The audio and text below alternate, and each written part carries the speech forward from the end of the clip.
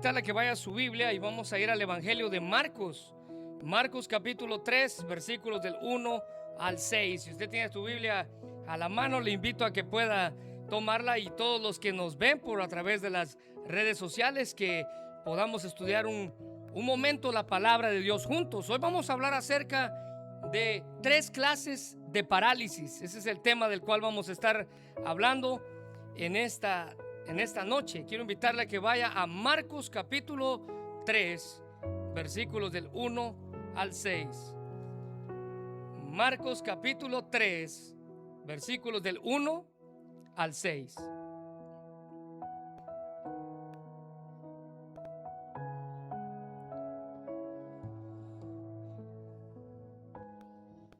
Muy bien, si usted tiene su Biblia a la mano, permítame leerla para usted.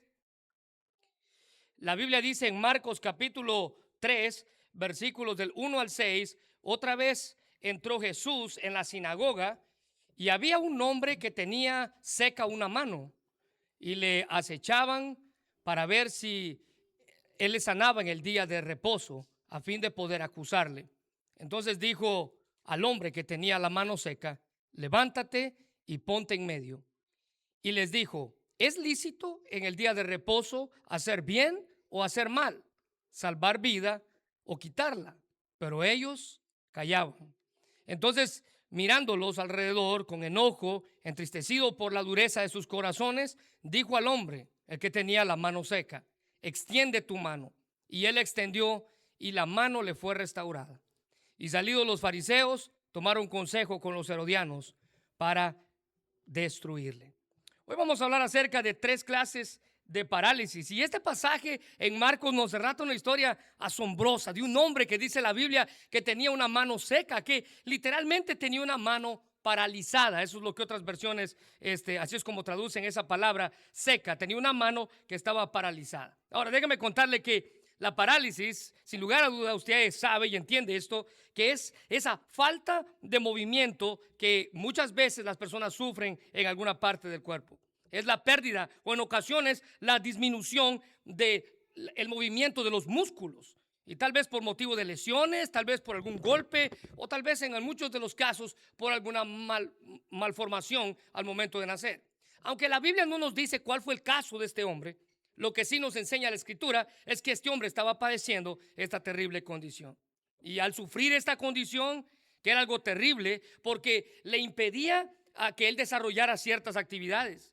Las personas que tienen esa condición los ponen como en estado de discapacidad. Es decir, hay muchas cosas que ellos no pueden hacer. Ahora les voy a decir algo. En lo personal, yo pienso que es algo terrible cuando nuestro cerebro envía una señal a alguna parte de nuestro cuerpo y ese músculo o esa parte de nuestro cuerpo no funciona como debería de ser, como los brazos, las piernas. Imagínense el profundo dolor que este hombre sentía al verse en la condición en la que estaba. Miren, las personas que experimentan parálisis en sus vidas quedan marcadas por muchos años. Incluso ellas sufren ese profundo dolor y en ocasiones la falta de comprensión de los que están a su alrededor.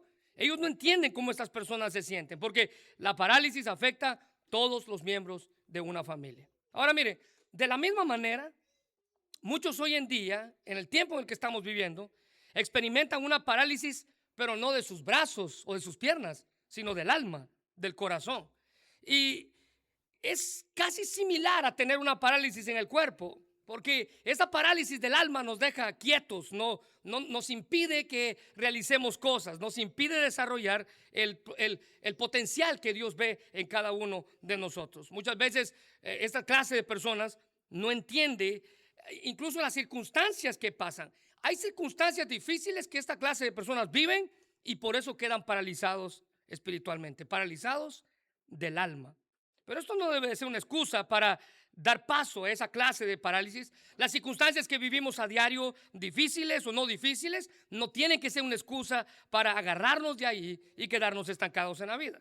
Mire, si algo está mal, y debemos de buscar cómo poder resolverlo. Eso nos puede impulsar, dice la Biblia, a alcanzar nuestro máximo potencial, el potencial que Dios quiere. Mire, cuando hablamos de una parálisis espiritual, la palabra de Dios se refiere a ella como la condición en la que una persona pierde, escuche bien, la capacidad de avanzar en su vida espiritual. Están estancados, están allí sin responder a Dios. Dios les habla a ellos, pero ellos no responden, están paralizados espiritualmente. Ellos no se dedican o ellos no piensan en cumplir el propósito de Dios porque piensan en las heridas, piensan en la incredulidad. Mucha gente sufre parálisis espiritual debido a su pecado, otros debido a su falta de fe. Pero esa experiencia de la parálisis espiritual, muchos de nosotros probablemente hemos sufrido de ella y nos estanca en nuestra vida cristiana. Eso simplemente muestra el estancamiento espiritual que sufrimos. Esa sensación de desmotivación, no hay nada que nos anime, ni siquiera a buscar de Dios. Pero mire, el salmista estaba pasando por una situación así. En el Salmo 51, versículo 12, dice la Biblia que después de que David reconoció su pecado, su oración fue escribir el Salmo 51. Y él dice lo siguiente: vuélveme el gozo de tu salvación. Es decir que mientras estuvo él paralizado espiritualmente, había perdido el gozo de ser salvo.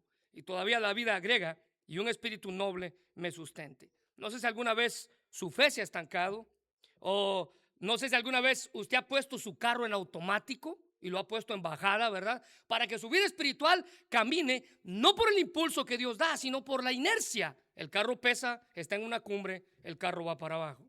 Mira, en ocasiones ese periodo de estancamiento espiritual o de parálisis espiritual viene como resultado, al igual que David, de nuestro pecado, porque crea una brecha entre Dios y nosotros, un abismo entre Dios y nosotros.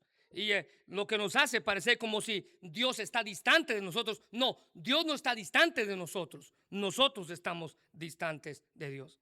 Recuérdense que le dije que este Salmo 51 fue escrito por David después de que pecó con Betsabé. Se recuerda que el profeta Natán va y lo confronta, y cuando lo confronta en su oración, él suplica aquí en el Salmo 51: vuélveme el gozo de tu salvación. Mire, Dios quiere que usted y yo volvamos a sentir ese gozo de tener una vida espiritual estable y de dejar esa parálisis en nosotros. Pero el pecado que no ha sido confesado hace que esa intimidad entre Dios y usted se afecte, convirtiéndose en una parálisis. Le repito que esa parálisis espiritual se agarra tanto a nuestra vida que produce una serie de consecuencias. Déjeme darle un ejemplo. ¿Cómo usted puede darse cuenta que usted está paralizado espiritualmente? Bueno, en primer lugar, porque las dudas nublan su fe. Constantemente pasa dudando y su fe, en lugar de crecer, va disminuyendo. Hay obstáculos que encontramos en la vida diario. Incluso hay desgaste que viene o proviene de ese parálisis espiritual. Cuando usted sienta así en su vida, recuérdese que la fuerza que usted y yo obtenemos viene del Señor. Mire lo que dice Isaías 40, 29 al 31. Él da esfuerzo al cansado y multiplica las fuerzas del que no tiene ningunas. Los muchachos se fatigan y se cansan, los jóvenes flaquean y caen. Escuche bien esto: pero los que esperan en Jehová tendrán nuevas fuerzas, levantarán alas como las águilas, correrán y no se cansarán, caminarán y no se fatigarán. Ahora, definitivamente, el profeta Isaías aquí afirma que aún la gente más fuerte en ocasiones va a experimentar ese desgaste espiritual, esa parálisis espiritual. Se va a cansar, se va a cansar. Pero el poder y la fuerza de Dios, dice Isaías, nunca disminuye.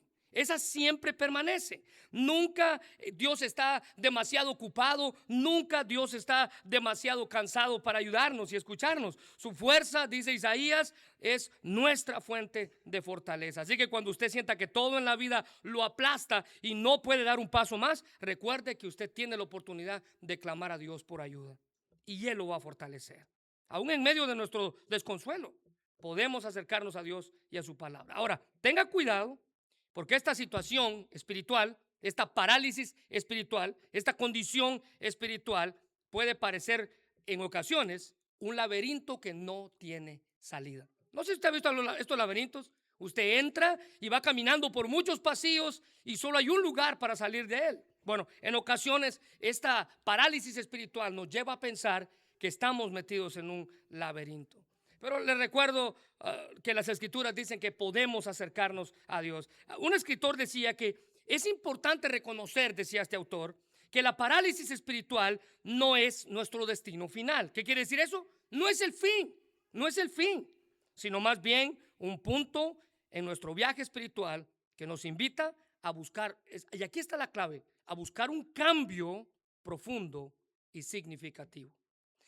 Cuando usted se dé cuenta que está paralizado espiritualmente, usted tiene que buscar hacer algo por usted mismo. La parálisis es una condición terrible que puede afectar hasta el alma y el espíritu. Pero la bendición de todo es que esa condición, en medio de toda esa condición, hay esperanza. Jesús, dice la Biblia, que estaba aquí, vio a este hombre con la mano paralizada y Jesús le dio esperanza a pesar de ser día de reposo. Ahorita vamos a hablar de eso, pero el tener esa condición como esta en tiempos bíblicos, el ser un paralítico como este hombre tenía esta mano seca, dice la Biblia, una mano que no podía mover. No sé si alguna ocasión usted ha conocido a alguien así, pero el tener esa condición en tiempos bíblicos era una maldición. Porque este hombre estaba lejos, lo apartaba de la sociedad. Este hombre en ocasiones era rechazado, en ocasiones era ridiculizado. Los familiares probablemente ya se habían hecho a la idea de que este hombre nunca iba a ser sano. O sea, no había cura para eso. ¿Cómo esperaban que este hombre fuera diferente? Pero llegó Jesús y Jesús le dio esperanza. El versículo 5 dice, entonces mirándolos alrededor, entristecido por la dureza de sus corazones, le dijo al hombre, extiende tu mano. Y él la extendió. Y su mano, quiero que subraye esto en su Biblia, y su mano fue restaurada. Y su mano fue restaurada. Él recibió esperanza. Dios le dio una oportunidad de esperanza. Y al igual que este hombre de la mano seca, usted y yo también tenemos oportunidad de salir de la sequera o de la parálisis espiritual en la que nos encontramos. Pero necesitamos esperar en Dios, porque esto es reconocer que su fuerza es nuestra. Esto es reconocer que Él nos ha prometido que a pesar de las circunstancias vamos a poder salir de ahí. Ahora, esto que Cristo hizo con este hombre significa que usted y yo podemos obtener el mismo milagro en nuestra vida. Esto nos ayuda a prepararnos para cuando Él nos hable, estar listos para escuchar su voz. Y a través de esta historia aprendemos que hay 3 clases de parálisis que todos podemos experimentar, pero recuérdense de esto, hay esperanza, tenemos esperanza. En primer lugar, esta historia nos presenta al hombre de la mano paralizada. La primera parálisis que aparece en esta escritura es un hombre con la mano paralizada. Versículo 1 dice que este hombre tenía seca una mano. Y esa condición, le dije, era terrible en tiempos bíblicos. Esta discapacidad no lo hacía apto incluso para valerse por sí mismo. No le podían dar trabajo. Él no podía trabajar. Constantemente estaba dependiendo de la ayuda de los demás. En Lucas capítulo 6, versículo 6, dice que aconteció otro día de reposo que él entró en la sinagoga y enseñaba, y estaba allí un hombre que tenía seca la mano derecha. Lucas, que es un relato paralelo a este, es decir, la misma historia vista desde 2 puntos de vista diferentes, desde 2 perspectivas. Lucas dice que este hombre nos señala que tenía la mano derecha. Y en aquella ocasión la mano derecha era la mano del poder. En aquella ocasión la mano derecha era la mano que usted extendía para recibir. Y esa era la mano que tenía mal este hombre. El doctor MacArthur dice que la condición se describe como una parálisis o deformidad causada por un accidente, una enfermedad o un defecto congénito. No se sabe la condición, le dije. Pero sin lugar a dudas este hombre estaba marcado por la desdicha de su horrible condición. Esta lo volvía no solamente alguien inútil para aquella sociedad, porque él no podía valerse por sí mismo, sino que esa condición de tener la mano así, escuche bien esto, también lo hacía impuro para estar en el templo. Él no podía ir al templo a adorar porque él tenía una mano seca. Él no podía estar en las ceremonias en el templo, o incluso lo ponía en la condición de alguien que necesitaba la ayuda de pedir limosnas a otras personas. Debido a su condición física, su condición espiritual estaba afectada y alejada de Dios. Él no podía ir al templo a adorar. Él no podía ir al templo a escuchar de Dios. Así que su discapacidad lo había mantenido alejado de Dios. Su problema estaba interrumpiendo su relación con el Creador. Y muchas de las cosas que enfrentamos en la vida, tristemente, irrumpen también en nuestra relación con Dios. Mire, cuando usted llega al límite en el que algo interrumpe su relación con Dios, llámese como se llame lo que usted ponga. Si eso interrumpa su relación con Dios, usted necesita tratar y dejar que nada ni nadie lo aparte de su Salvador. Ahora, note que cuando tenemos problemas, en lugar de acercarnos a Dios, más bien nos alejamos de Él. Les dije al inicio, no es que Dios se aleje de nosotros nos alejamos de Él. Y estábamos allí, solos con nuestro problema, amargados, como si nuestro estado de ánimo dependiera de las circunstancias y no de lo que Cristo hizo por nosotros en la cruz. ¿No se ha dado cuenta que hay gente que vive así? Su estado de ánimo depende del lado en el que se baje de la cama ese día, no de lo que Cristo hizo por usted en la cruz. Usted debe recordar que el propósito de su muerte, según Isaías 53:5, escuche bien esto, Él fue traspasado por nuestras rebeliones. ¿Sí lo encontró? Aplastado por nuestros pecados. Fue golpeado para que nosotros tuviéramos paz. Fue azotado para que nosotros pudiéramos ser sanados. ¿Se da cuenta? El propósito de Cristo en la cruz fue usted y fui yo. Pero lo que este hombre de la mano seca ignoraba es que estaba a punto de encontrarse con aquel que no solamente le iba a sanar la mano, sino le iba a sanar también el corazón. Y muchas veces nos encontramos con personas que probablemente están sanas físicamente, pero tienen un alma enferma. Personas físicamente sanas con un corazón enfermo.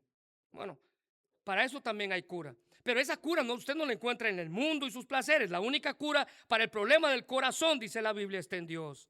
Al igual que este hombre pueda encontrar algo más que ya esté paralizado en su vida. Usted tal vez puede examinar su vida y ver que hay algo que ya está paralizado. Tal vez puede ser su familia, tal vez puede ser su relación de pareja, sus sentimientos, su amor por Dios. ¿Qué? Yo no lo sé. Pero cualquier cosa que ya esté paralizado, Cristo puede restaurarlo en esta noche. Ahora mire, nos identificamos tanto con este hombre, le dije, porque cuando enfrentamos circunstancias, circunstancias que no hay nada que nosotros podamos hacer por ellas. Cuando estemos frente a esta clase de problemas, lo único que podemos hacer es volvernos a Dios y clamar como el apóstol Pedro lo hizo en Juan capítulo 6, 68. El apóstol Pedro dijo: Señor, ¿a quién iremos? Solamente tú tienes palabras de vida eterna. Ahora vea que el contexto de este pasaje, cuando Pedro dice: ¿a quién iremos? Solo tú tienes palabras de vida eterna.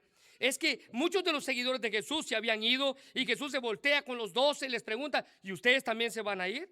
Así que la respuesta épica del apóstol Pedro al decir ¿a quién iremos? Estaba reconociendo que no había nadie más a quien ellos podían acercarse. Mire, escuche bien, Pedro dice: no hay nadie más a quien podamos ir, a pesar que en nuestro mundo hay filosofías, autoridades proclamadas. Únicamente Jesús, dice el apóstol Pedro, tiene palabras de vida eterna. La gente busca la vida eterna por todas partes, pero no vienen a Cristo. Él es la única fuente de vida eterna. Así que permanezca en Cristo, especialmente cuando esté confundido o se sienta solo, o probablemente tenga alguna parte de su vida seca y paralizada. Ahora, note que este hombre, en medio de su desdicha con esta enfermedad, tuvo que enfrentar una dificultad para ser sanado. Dice el versículo 2: y acechaban para ver si en el día de reposo le sanaría, a fin de poder acusarle. Uno de los problemas que enfrentó este hombre fue que este hombre encuentra a Jesús en el día de reposo. Es decir, que la hostilidad en contra de Jesús, porque recuérdense que aquí los líderes religiosos estaban tratando de acechar a Cristo, la hostilidad ante Cristo era tan grande que, como era el día de reposo, dice la Biblia, los fariseos estaban vigilando a Jesús de cerca para ver si sanaba a este hombre de la mano seca. Entonces, si Jesús sanaba a este hombre de la mano seca, ellos tenían oportunidad para señalarlo y acusarlo de haber violado el día sagrado, el día de reposo, por trabajar en el día que se consideraba sagrado. Para los líderes judíos se declararon en contra de Jesús. Ellos eran celosos de su popularidad, de sus milagros, de su autoridad laboral. Ellos simplemente estaban buscando alguna ocasión, dice la Biblia, para aprenderle y matarle. Y en medio de tal circunstancia, encuentra este hombre a Jesús. La única oportunidad probablemente que tuvo en su vida. Este hombre con la mano seca se encuentra con aquel que podía sanarlo. Pero este hombre encontró lo que por tanto tiempo había buscado y nunca había podido encontrar. Dice la Biblia la salud física. El versículo 5, Jesús le dice, extiende la mano. Ahora, note que este hombre no podía mover su mano. ¿Cómo iba a extender su mano si no podía mover su mano? Ahí está el milagro. Básicamente lo que Jesús le estaba diciendo es, ponla delante de mí, estírala hasta donde yo estoy. ¿Sabe qué le estaba diciendo Cristo? Dame algo que ya no trabaja y yo lo voy a restaurar. Mire, Dios pide que le demos algo en nuestra vida que ya no trabaja y Él lo va a restaurar. Esa es la bendición. Note que la palabra en el versículo 5 hasta el final le dije que la subrayara restaurada, restaurada, sana. Subraye eso porque eso, restaurada, literalmente significa reconstruir. Cristo reconstruyó la mano de este hombre. Mire, Dios le dice a usted en esta noche, entrégame los pedazos de algo que ya no funcione y yo lo voy a restaurar de nuevo. Yo lo voy a reconstruir. Lo que algún día disfrutamos, dice Cristo, Dios lo vuelve a hacer de nuevo. Así que no hay razón por qué lamentarnos, quejarnos, ni mucho menos amargarnos. El Dios de los cielos tiene el poder para hacer nuevas, dice la Biblia, todas las cosas. Y permitirnos restaurar aquello que por tanto tiempo probablemente estuvo destruido. Bueno, sin duda alguna que este hombre, le puedo asegurar que este hombre no volvió a ser el mismo jamás. Ese encuentro con Cristo cambió todo, su manera de pensar y su manera de actuar. Ahora, nota en segundo lugar, le dije que hay tres clases de parálisis. El primero fue la mano paralizada. En segundo lugar, en este pasaje encontramos una lengua paralizada. Déjenme mostrársela. El versículo 4 dice, y Jesús les dijo, es lícito en los días de reposo hacer bien o hacer mal, salvar vida o quitarla. Ahora subraya esto, por favor. Pero ellos callaban. Tenían la lengua paralizada. Jesús les pregunta, miren, ¿qué está permitido hacer en sábado? En el día de reposo, en el día sagrado, ¿qué está permitido hacer? ¿El bien o el mal? ¿Salvar la vida o matarla? Y con esa simple frase Jesús se enfrentó a los fariseos con esa pregunta que elevaba el tema de discusión de un problema legal. Escuche bien, un problema legal porque era la ley la que se iba a violar, a un problema moral. Jesús no estaba pensando en respetar el día de reposo, aunque recuérdese que Él no vino a abogar la ley, Él vino a cumplirla. Jesús no estaba brincándose la ley, Jesús estaba elevando la ley de lo legal a lo moral. Y lo moral es bueno hacer el bien o hacer el mal. Recuerde que ellos simplemente estaban encontrando una oportunidad para acusarle. Mire, según la tradición de los líderes religiosos, ninguna sanidad se podía hacer en el Shabbat, en el sábado, en el día de reposo. Ninguna sanidad se podía hacer, ninguna curación, porque la sanidad, decían ellos, era practicar la medicina y el sábado no se podía practicar una profesión. Entonces Jesús estaba en un pecado. Bueno, era más importante para los líderes religiosos proteger sus leyes que liberar a una persona que había estado quién sabe cuánto tiempo con esta mano así. Los fariseos se rehusaron a contestar la pregunta de Jesús porque tenían la lengua paralizada y con esto indirectamente admitieron que sus prácticas y sus ideas sobre el día de reposo eran incorrectas. Jesús les pregunta, ¿qué es bueno hacer en el sábado? ¿El bien o el mal? Miren, hermanos, su silencio demostraba que no tenían argumentos para responder ni defender su postura del día de reposo. Mire, Mateo, que es otro pasaje paralelo, nos da un ejemplo. Jesús dice en Mateo 12:11, y Él les dijo, Cristo hablando, ¿qué hombre habrá de vosotros que tenga una oveja? Escuche bien la lógica de Jesús. Y si ésta cayere en un hoyo en el día de reposo, usted no va, le echa la mano y la saca de donde está. Versículo 12. Pues, ¿cuánto más vale un hombre que una oveja? Por consiguiente, es lícito hacer el bien en los días de reposo. Mire, Jesús va y contradice sus propias leyes, las leyes de los fariseos, diciéndoles, miren, si usted tiene una ovejita, una sola ovejita, que es la que usted cría, usted cuida, usted le da de comer, y en el día de reposo se cae en un hoyo, ¿qué va a hacer usted? ¿Va, la saca o la deja ahí?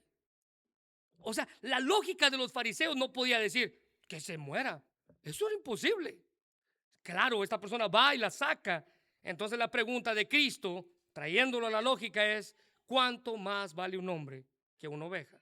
Los fariseos pusieron sus leyes por encima de las necesidades humanas. Les preocupaba tanto que Jesús rompiera una de las reglas, que no les importaba lo que este hombre había sufrido con esta mano seca en su vida. Y ante tal confrontativa de parte de Jesús con esa pregunta, lo único que Jesús pudo escuchar fue, como dice ahí, una lengua paralizada, un silencio. Ellos callaban porque estaban avergonzados. Y no solamente eso, estoy más que seguro que ellos estaban en sus mentes especulando qué era mejor para sus propios intereses. ¿Será que le contestamos que sí o será que le contestamos que no? ¿Qué es lo mejor para sus intereses? No tuvieron nada que responder ante la pregunta confrontativa de Jesús.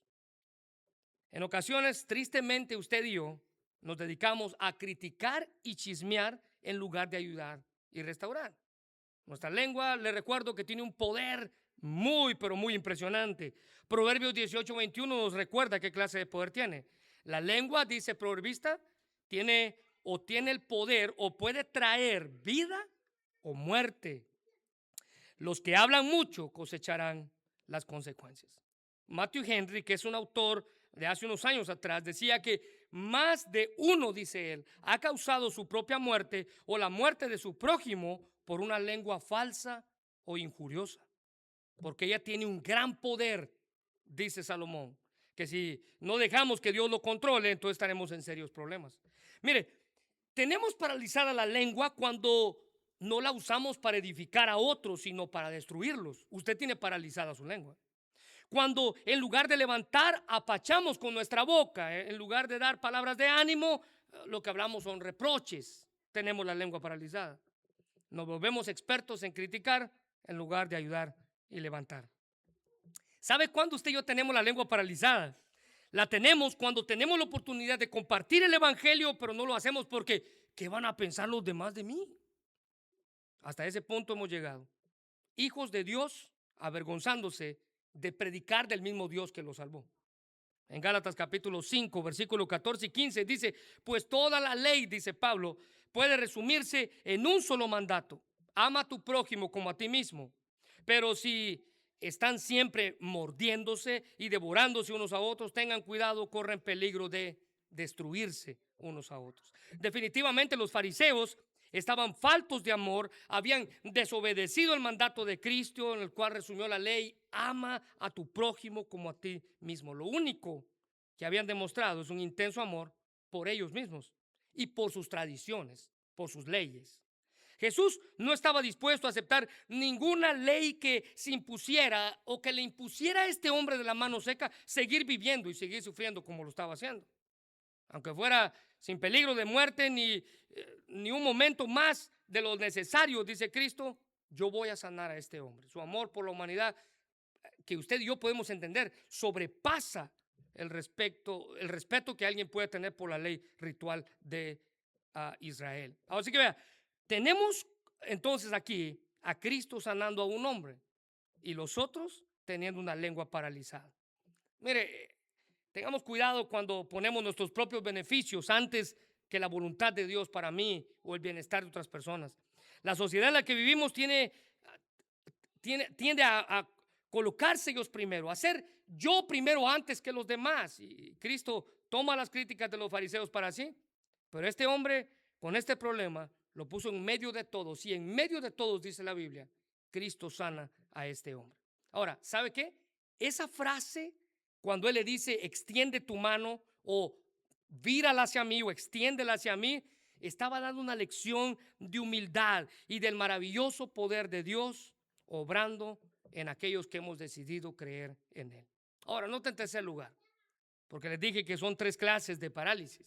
En primer lugar, había una mano paralizada. En segundo lugar, había una lengua paralizada. Y en tercer lugar, tristemente, ellos tenían un corazón paralizado. Dice el versículo 5, ellos mirando alrededor, entristecido por subraya esto, dureza de sus corazones. La incredulidad, hermanos, es una de las causas principales que alguien puede sufrir de parálisis al corazón del ser humano. Los líderes religiosos estaban llenos de incredulidad, tanto que provocaron en Jesús una reacción no tan frecuentemente en él. Usted no ve a Jesús, dice la Biblia en el versículo 5, mirándolos alrededor, estaba enojado y entristecido. Subraya esas dos palabras. Usted no ve a Jesús frecuentemente enojado, entristecido. No. Pero Jesús dice que los vio con enojo.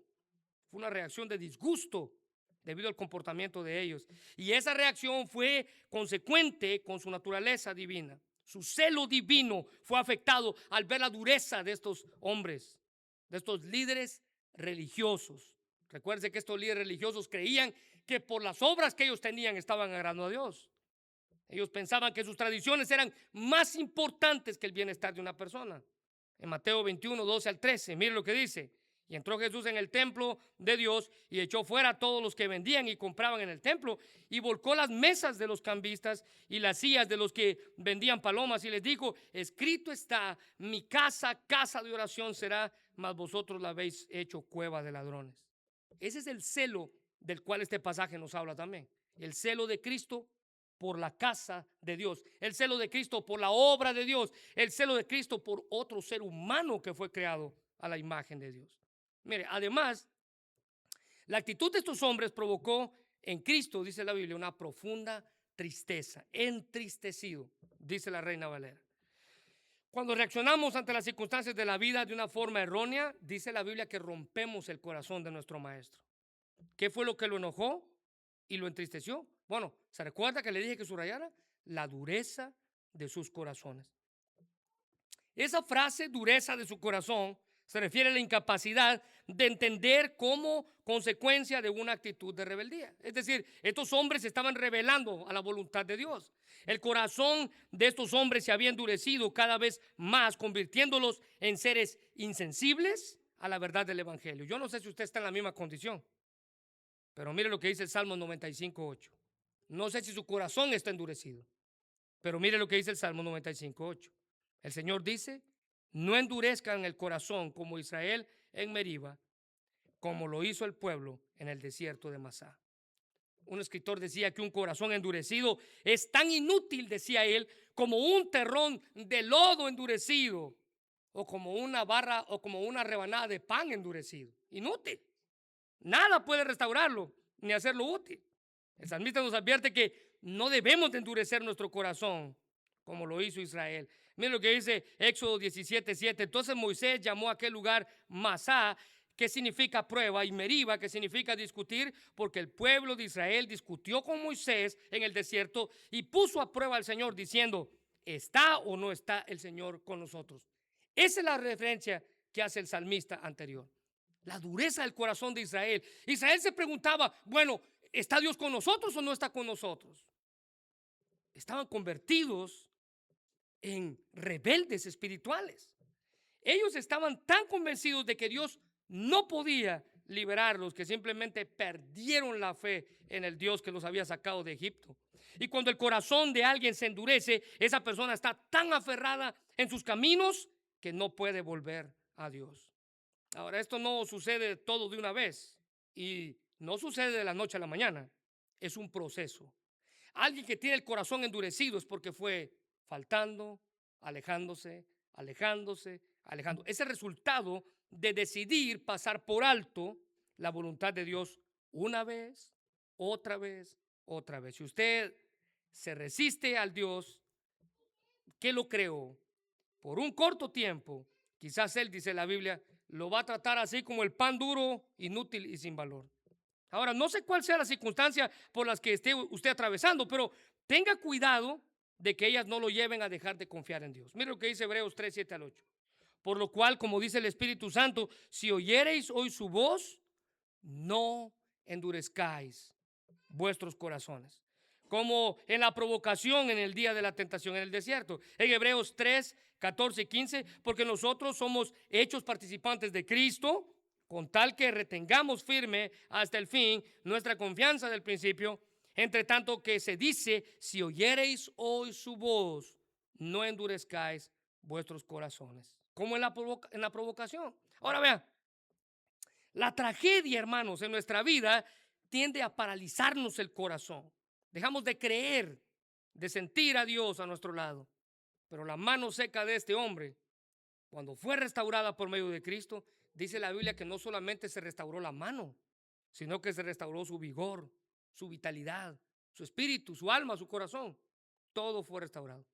Mientras que el corazón de estos hombres estaba muriendo seco, note que este hombre con la mano seca ya no tenía una mano restaurada, ahora tenía una vida espiritual restaurada. Permítame terminar con esto. Ezequiel 36:28 dice: ¿qué puedo hacer entonces si tengo el corazón duro? ¿Qué puedo hacer entonces si tengo el corazón paralizado? Una vida espiritual paralizada. Mire lo que dice Ezequiel 36:26. Dios le está diciendo a usted en esta noche: os daré un nuevo corazón. Pondré un espíritu nuevo dentro de vosotros y quitaré de vuestra carne, escuche bien esto, el corazón de piedra, y os daré un corazón de carne. En Ezequiel capítulo 11, versículos 19 al 20 dice: y les daré un corazón y un espíritu nuevo pondré dentro de ellos. Y quitaré el corazón de piedra de en medio de su carne y les daré un corazón de carne. Ahora, note el versículo 20, por favor. Para que anden en mis ordenanzas y guarden mis decretos y los cumplan y me sean por pueblo y yo sea a ellos por Dios. Ahora, este hombre de la mano seca alcanzó misericordia. Fue restaurado. No solamente fue restaurado a su mano, sino que fue restaurada su relación con Dios. Ahora podía acercarse a Dios. Ahora, déjeme hacer una pregunta. ¿Qué cosas en su vida necesitan el mismo proceso que este hombre tuvo? Extenderse. Cristo le dice: extiende tu mano hacia mí. Cristo le estaba diciendo: tráeme aquello que ya no funciona y yo lo voy a hacer trabajar.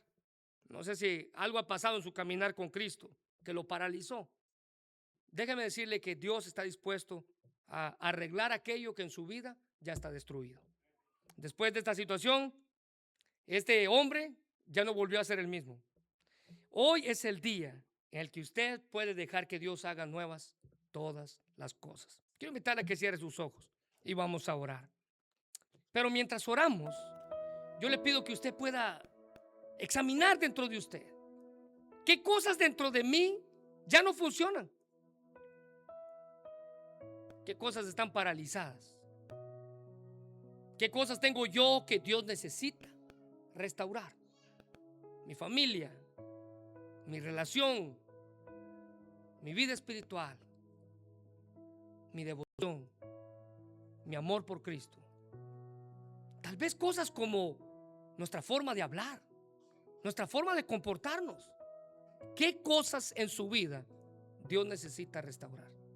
Cristo le dice en esta noche: extiéndelas hacia mí. Extiende tu mano, hombre, y tu mano quedará restaurada. Extienda lo que sea que usted considera que necesita ser restaurado por Cristo. Señor, gracias por tu palabra y gracias por el privilegio que nos das de poder escucharla. Padre, esta historia es definitivamente que asombra nuestro corazón y nos enseña que hay momentos en los que sí vamos a pasar por circunstancias difíciles. Hay momentos en los que vamos a vivir o experimentar cosas que a lo mejor no entendemos, pero tú tienes el poder para hacer nuevas todas las cosas. Por eso te damos gracias, Señor. Te damos gracias porque estás aquí para ayudarnos. Te damos gracias porque a pesar de las inclemencias del tiempo que podamos estar sufriendo, tú, mi Dios, tienes el poder para sanar lo que necesita ser restaurado. Padre, ayúdanos. Aquí están mis pedazos de aquello que ya no funciona. Arréglalo, Señor. Gracias por tu palabra. Ayúdanos a confiar en ti y a creer que tú tienes el poder para restaurar aquello que probablemente ya consideramos perdido. Bendice esta noche en el nombre de Jesús. Amén.